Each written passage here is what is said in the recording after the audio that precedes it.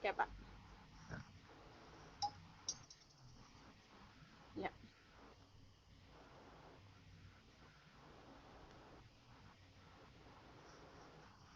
ya, Pak.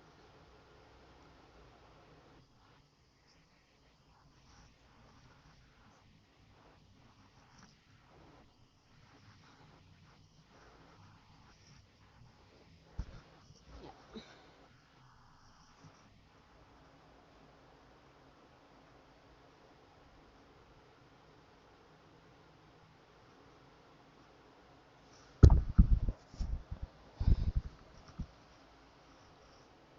Nonton Yesus.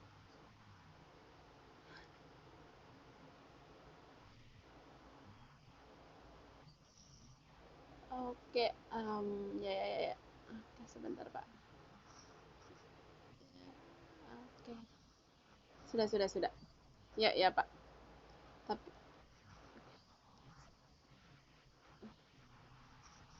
oh, oke, Pak. Oke, oke, baik, Pak. Ya, oke, oke. Terima, oke. Terima kasih ya buat waktu dan kesempatan kepada saya untuk mempresentasikan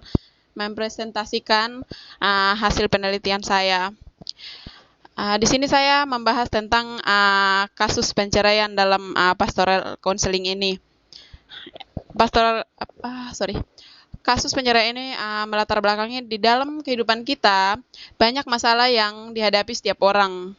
Seperti dalam kasus yang akan saya bahas sekarang, dalam hubungan suami istri sering terjadi perceraian. Yang terjadi itu adalah perceraian. Setiap umat Tuhan dipanggil untuk membangun, memelihara keluarga. Tetapi jika diterpa masalah, apakah perceraian itu solusinya? Dan apakah faktor yang memicu keretakan rumah tangga tersebut? Maka pastoral counseling ini dan konseling itu sangat penting bagi kehidupan manusia, terutama yang berumah tangga.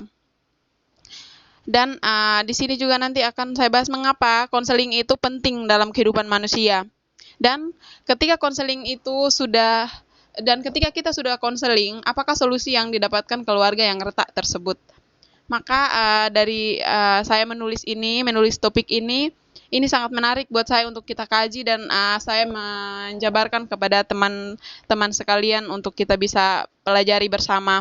Dan di sini saya memakai metode penelitian dari mengambil dari beberapa buku, terus Alkitab juga saya baca-baca dan beberapa jurnal dari orang-orang yang memuat kasus-kasus perceraian.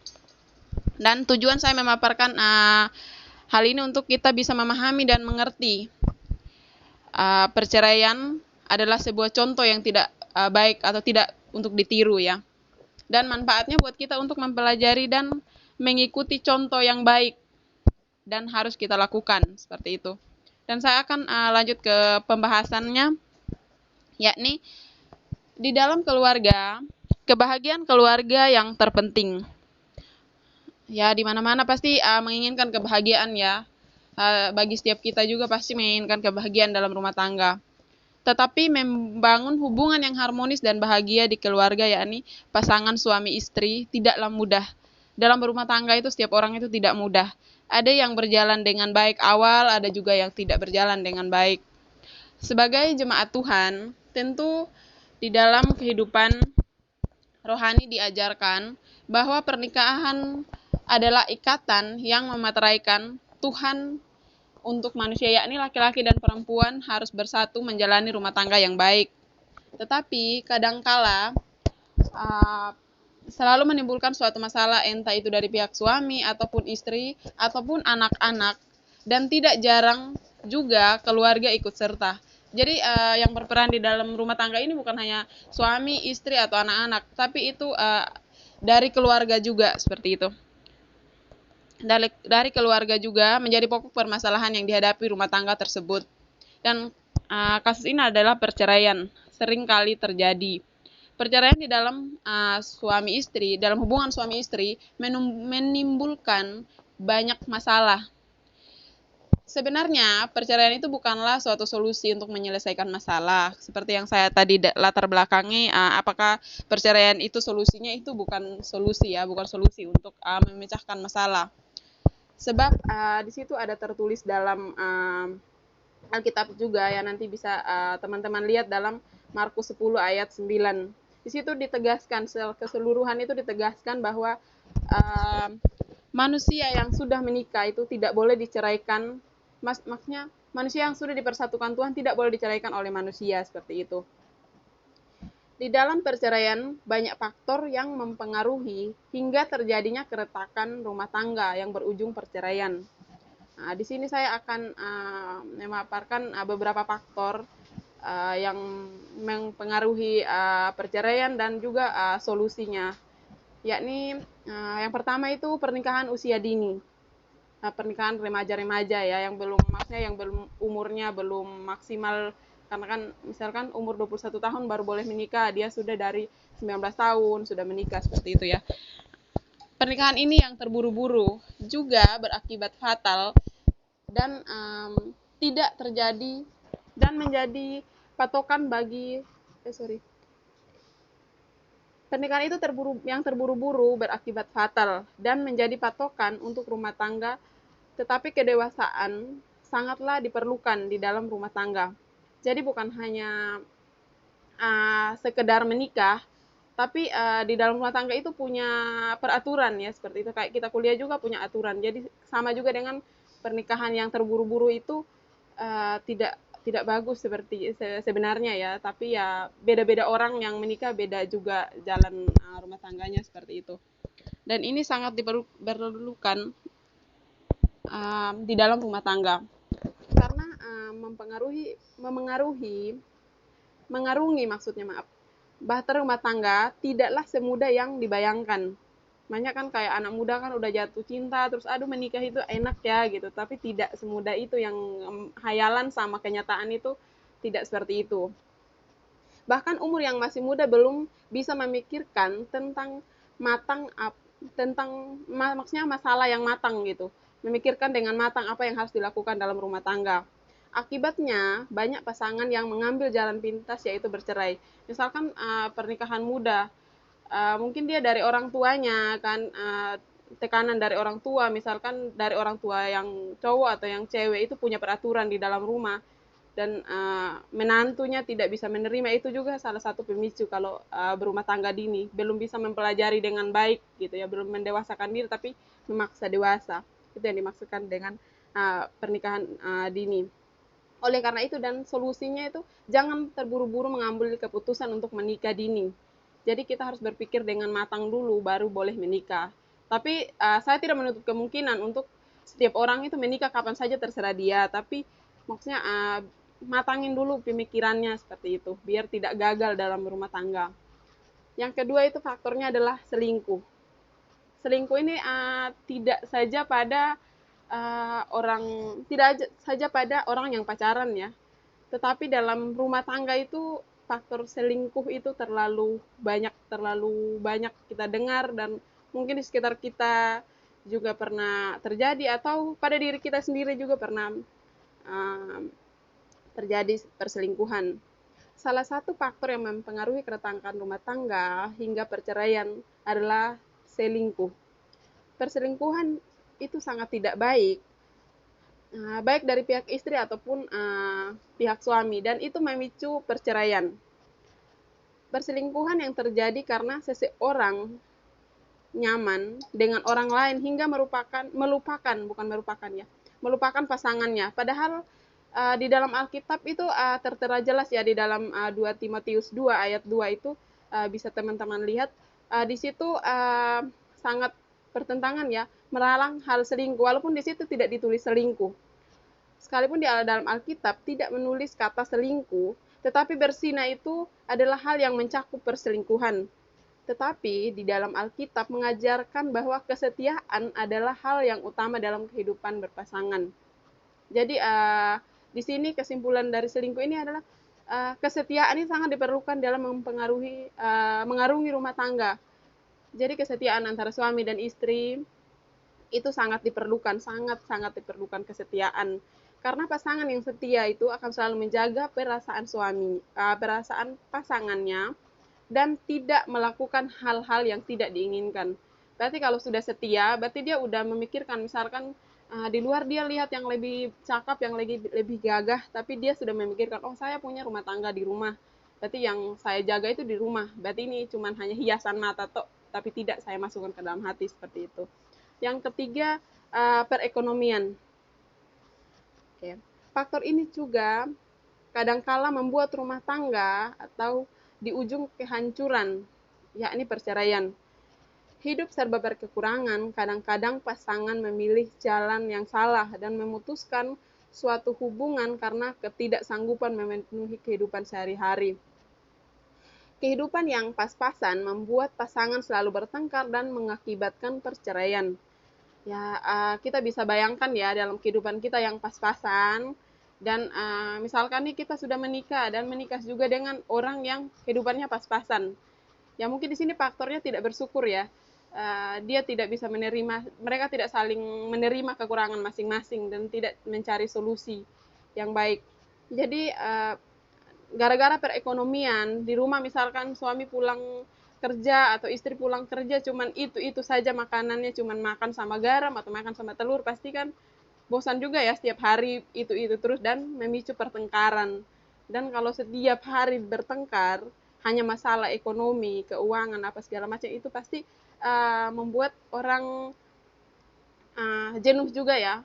Bosan dia tiap hari berantem hanya gara-gara ekonomi kita aja, ya udahlah kita pisah aja, kita cari hidup masing-masing. Nah, seperti itu yang kekurangan ekonomi. Jadi solusinya berbicara tentang ekonomi harus dibicarakan dengan kepala dingin. Setiap pasangan harus saling mendukung dan kerjasama agar bisa mencakupi segala kebutuhan dalam rumah tangga. Jadi tidak bukan saya tidak bilang nggak boleh bertengkar atau nggak boleh membahas. Ya sebenarnya tidak bertengkar itu tidak boleh. Cuman maksudnya berbicara dengan baik-baik, cari solusi baik-baik. Kalau semisal pendapatan kurang, ya kita mencukupi. Misalkan dapat sedikit saja gajinya ya mencukupkan, jangan kita dapatnya, misalkan suami kita dapat gaji 2 juta tetapi kita tiap hari harus shopping ke mall yang harganya ratusan, itu kan jadi memicu kita tidak bersyukur dan kita tidak bisa memikirkan kehidupan di rumah. Misalkan kita ya makanlah tahu tempe atau sayur ya seadanya, tapi kita memikirkan aduh saya harus beli steak di restoran ya, jadi itu kan menimbulkan kekurangan. Jadi di sini saya menyampaikan bahwa kita coba membicarakan dengan kepala dingin dan kerjasama yang baik ya. Kalau masalah perekonomian itu lebih baiknya kita bekerja sama dengan baik, saling pengertian antara suami dan istri. Jadi tidak hanya ribut tentang masalah perekonomian. Terus lanjut yang keempat, memandang rendah pasangan. Nah ini faktor ini juga yang suka ya bagi kita ya, pelajaran buat kita juga ini, jangan memandang rendah pasangan. Faktor ini sangat berdampak pada pasangan yang sudah berumah tangga. Sifat egois dan tidak menghargai pasangan juga mengakibatkan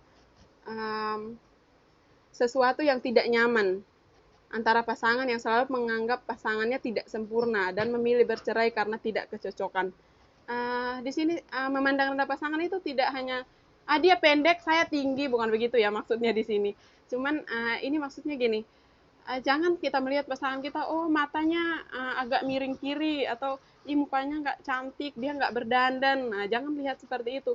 Jika kita udah siap berumah tangga, berarti kita siap menerima kekurangan dia. Misalkan biarpun matanya sebelah tertutup atau kakinya sebelah tidak ada, itu harus siap menerima gitu. Jadi ini tidak boleh memandang rendah pasangan karena ini memicu perceraian.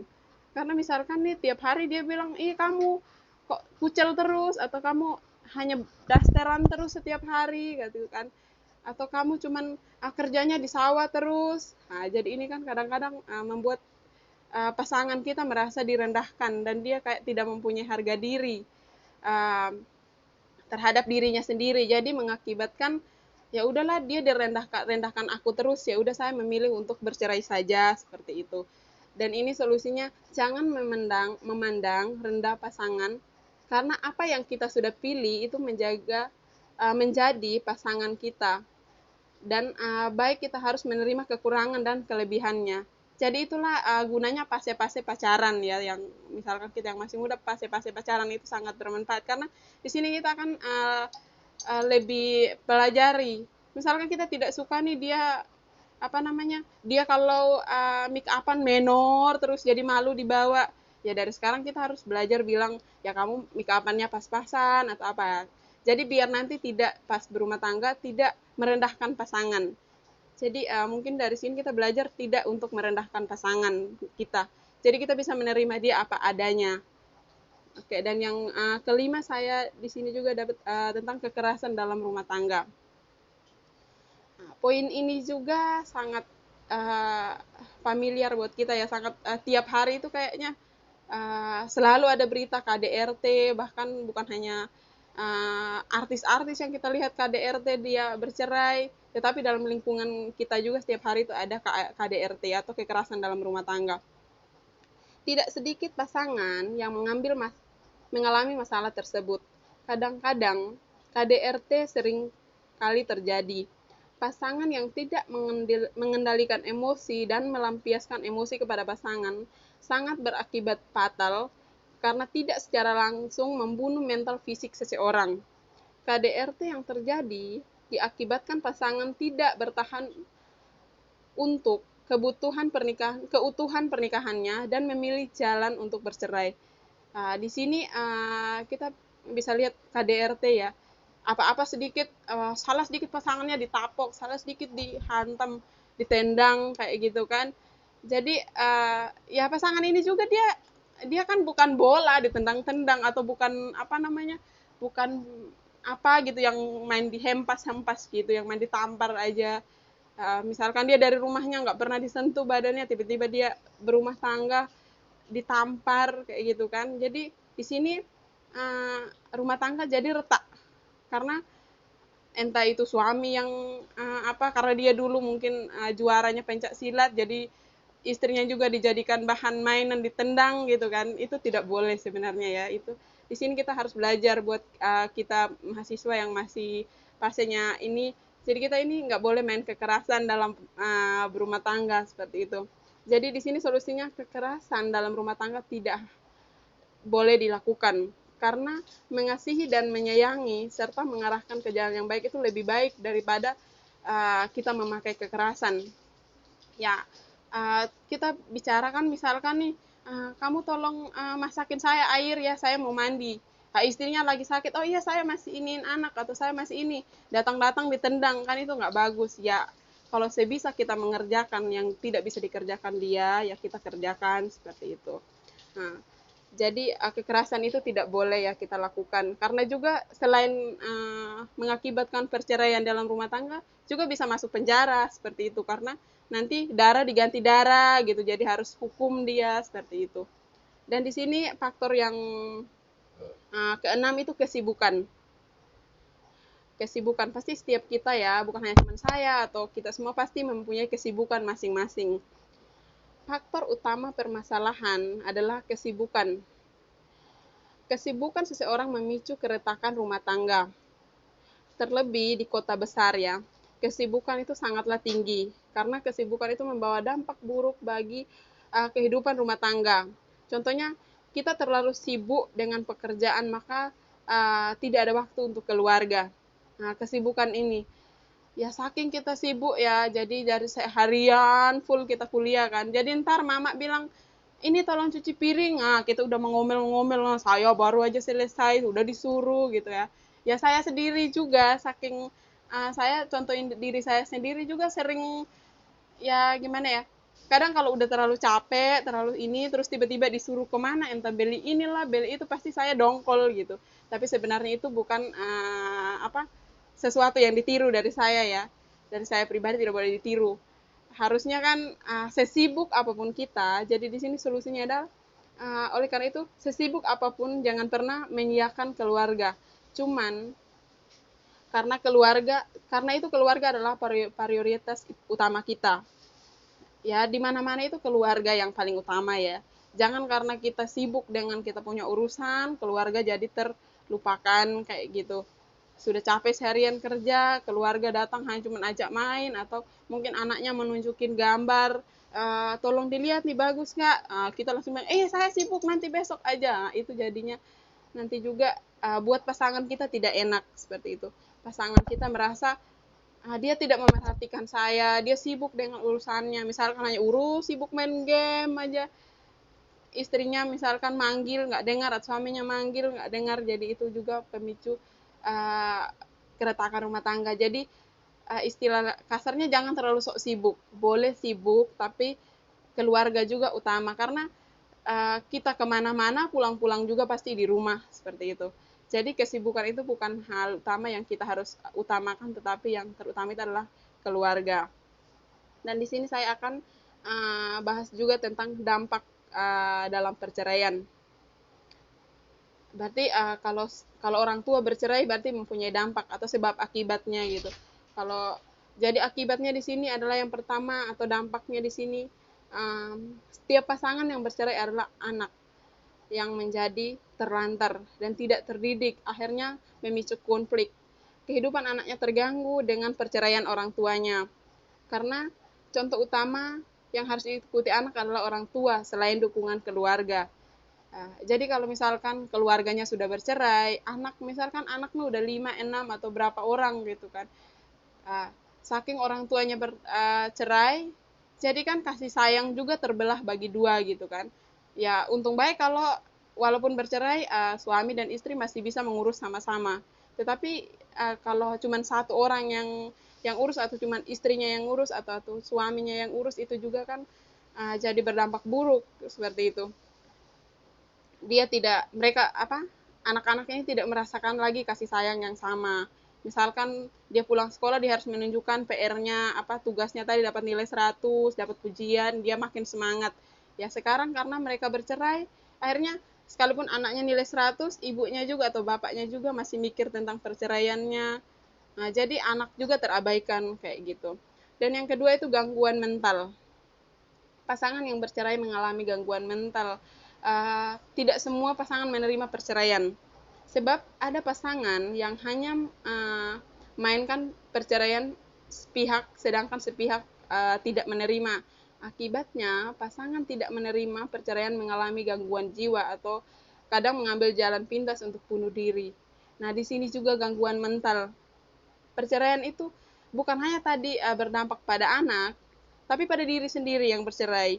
Misalkan dia terlalu sayang mati sama ini orang gitu kan, dia sudah bertahun-tahun jalani kehidupan rumah tangga sama orang ini, tetapi pas bercerai, misalkan si laki-lakinya lihat cewek cantik langsung pergi gitu kan, tinggalin ceweknya yang paling, nah akhirnya dia depresi, dia uh, apa namanya, dia jadi saking sayangnya ya, jadi dia tidak bisa berpikir lagi ke depan.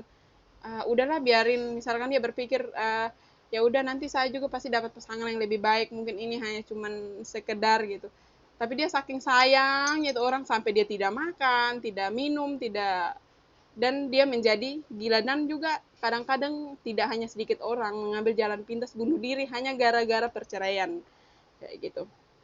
Dan yang ketiga dampaknya ekonomi. Pasangan yang bercerai akan mempermasalahkan tentang harta yang sudah dimiliki. Dan harta yang dimiliki sangat mempengaruhi rumah tangga dan menjadi masalah saat bercerai. Nah, ini faktor ekonomi. Kalau di atas tadi ekonomi berkekurangan. Kalau di sini pas bercerai juga ekonomi juga yang dibahas gitu. Misalkan mereka udah punya 2 mobil, 2 rumah, atau cuma 1 mobil, 1 rumah. Nah, itu nanti dipermasalahkan, diminta bagi 2 ya. Biasa kan kita lihat kalau ekspos pribadi kita atau sekitar kita kan, karena bukan public figure, kita nggak terlalu menonjol ya, tetapi kita bisa lihat contoh tentang artis-artis ya yang kita sering nonton. Nah itu sering bermasalah sampai bawa ke ranah hukum karena hanya tentang ekonomi. Misalkan dia tidak mau berbagi, atau dia mau harus hartanya dibagi 2 kayak gitu. Itu dampak-dampaknya juga tentang ekonomi tadi. Hanya sudah bercerai, bukannya udah selesai bercerai, uh, apa, selesai di situ, tetapi tidak. Di sini masih permasalahkan tentang apa namanya, harta. Nah, kadang-kadang kan orang hanya berpikir harta itu cuma bisa didapat itu aja, dan dia tidak bisa berpikir lagi, ya udah kalau memang harta ini diikhlaskan, dia tidak, orang bercerai itu kadang-kadang tidak berpikir sampai ke sana, dia tidak bisa memikirkan jalan yang baik, tetapi urus apa namanya, eh, berdebat aja tentang harta seperti itu. Dan yang kelima itu egois, keegoisan. Dampaknya tadi mereka bercerai itu karena egois, karena uh, dia tidak memikirkan lagi perasaan orang. Mungkin ini yang ini terlalu cinta, atau ini start dengan saya dari nol hingga saya berhasil, itu tidak. Kalau orang yang bercerai itu tidak memikirkan di situ lagi. Ya bercerai bercerai, udah dia lupakan sudah dulu, misalkan awalnya mereka apa atur rumah tangga mereka cuma makan garam, terus sekarang udah bisa makan enak dengan punya asisten segala macam, tapi dia tidak bisa memikirkan. Ini di sini egois namanya ya. Dan yang terakhir itu keinginan yang berlebihan dan tidak memikirkan keadaan yang sebenarnya. Nah, perceraian itu berdampak pada keinginan yang berlebihan. Keinginan tidak memikirkan keadaan, padahal dia udah miskin kayak gitu kan, ya udah syukuri yang ada, dia nggak bersyukur, dia masih memikirkan tentang bagaimana saya hidup mewah seperti itu. Itulah tadi jadi berujung perceraian, karena dia hanya memikirkan kehidupan yang mewah tapi tidak memikirkan keadaan yang dia jalani. Jadi di sini saya juga mengenalkan solusi dan mengatasi masalah. Dalam mengatasi masalah perceraian tidaklah mudah karena sangat berakibat buruk bagi kehidupan setiap pasangan yang memilih bercerai. Oleh karena itu, dalam kehidupan Kristen, pastoral counseling, di sini baru kita bisa melihat bahwa pastoral counseling ini sangat diperlukan, sangat penting dalam kehidupan, terutama orang yang bercerai tadi. Diperlukan dalam membina dan mengarahkan setiap pasangan yang kehidupannya diambang perceraian, dan bahkan yang sudah bercerai seperti itu. Di dalam kehidupan manusia, tentunya banyak masalah yang dihadapi setiap orang. Di sini konseling sangat-sangat dibutuhkan. Fungsi konseling di sini mendampingi seseorang, yakni menjadikan teman curhat. Jadi konseling ini nggak cuma datang datang oh udahlah saya udah konseling udah selesai, tapi di sini juga konseling sangat berperan dalam maksudnya yang orang bercerai tadi bisa curhat, bertukar pikiran, dan konseling juga bisa memberikan solusi dan mendampingi seorang yang gangguan mental selama ya kayak tadi orang yang udah sakit jiwa, yang udah parah kayak gitu tadi kan, yang udah terganggu mentalnya. Di sini kan pastoral counseling sangat dibutuhkan untuk membimbing dan memberi 2 atau 3 pilihan. Misalkan kita berikan orang itu nggak langsung cuman kamu harus lupakan dia. Nah, itu kita kita harus memberikan dia pilihan. Ya, beberapa pilihan buat dia bisa bisa bekerja dengan baik juga otaknya. Jangan cuma dikasih pilihan lurus terus bisa entah kita kasih dia pengarahan beberapa gitu yang dia pilih dan mencerna dengan baik, agar dia bisa mencerna dengan baik serta memulihkan keadaan agar tidak memperumit masalah. Sebagai konseling harus mempunyai kesabaran dan menghadapi segala masalah agar bisa menjadi contoh dan teladan yang mudah ditiru. Jadi menjadi seorang konseling itu tidaklah mudah ya, karena itu sangat dia sangat berperan penting di dalam sini, karena dia akan menjadi contoh dan teladan yang ditiru oleh uh, orang tersebut. Jadi kesimpulannya, di dalam kehidupan berumah tangga, perceraian bukanlah solusi yang memecahkan masalah. Di sini juga konseling sangat diperlukan untuk membina pasangan sebelum memilih jalan pintas yang berakibat fatal dalam kehidupan sehari-hari, yakni um, kesetiaan kayak tadi yang di atas kan, agar tetap utuh tidak bercerai, itu kesetiaan, kepercayaan, saling menghargai serta menghormati pasangan adalah sebuah kekuatan yang menjadi landasan keluarga bahagia. Jika ada perselisihan di dalam kehidupan berpasangan, berusahalah konseling agar mendapat solusi dan bisa memecahkan masalah dengan kepala dingin tanpa berdebat atau bertengkar. Demikian presentasi saya, sekian dan terima kasih.